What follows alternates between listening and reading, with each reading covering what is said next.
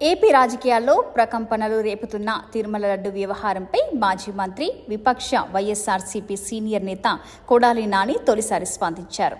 తిరుమల వెంకటేశ్వర స్వామి వారిని కూడా చంద్రబాబు రాజకీయం చేస్తున్నారని, లడ్డు ప్రసాదం వ్యవహారంలో రాజకీయ లబ్ధి పొందాలనుకుంటే ఆ వెంకటేశ్వర స్వామి చంద్రబాబును క్షమించబోరని నాని వ్యాఖ్యానించారు. మే నెలల్లో జరిగిన అసెంబ్లీ ఎన్నికలలో ఓడిపోయిన తర్వాత తొలిసారి ఇవాళ ఆయన మీడియా సమావేశంలో మాట్లాడారు. పార్టీకి చెందిన మరో సీనియర్ నేత పేర్ని నానితో కలిసి తాడపల్లిలోని పార్టీ కార్యాలయంలో మీడియా సమావేశంలో పాల్గొన్న ఆయన కూటమి ప్రభుత్వం సీఎం చంద్రబాబుపై విమర్శలు గుప్పించారు.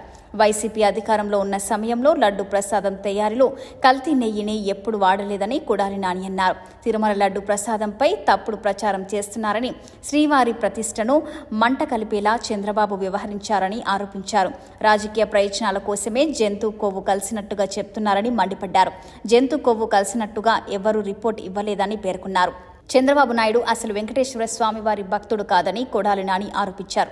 ఎన్నిసార్లు కాలినడకను స్వామివారిని దర్శించుకున్నారని, వెంకటేశ్వర స్వామికి చంద్రబాబు ఎన్నిసార్లు తలనీలలు సమర్పించారని ఆయన ప్రశ్నించారు. 2019కి ముందు చంద్రబాబు ప్రభుత్వం ఉన్న సమయంలో మొత్తం 15 సార్లు నెయ్యిలో క్వాలిటీ లేదని ట్యాంకర్లను తిప్పి పంపించారని, వైసీపీ ప్రభుత్వ హయాంలో నెయ్యి క్వాలిటీ లేదని 18 సార్లు ట్యాంకర్లను వెనక్కి పంపించారని కొడాలి నాని ప్రస్తావించారు.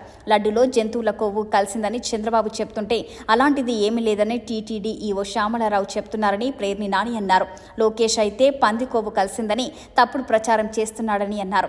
చంద్రబాబు లోకేష్లకు వత్తాసు పలుకుతూ పవన్ కళ్యాణ్ కూడా అదే దారిలో ఆరోపణలు చేస్తున్నారని మండిపడ్డారు.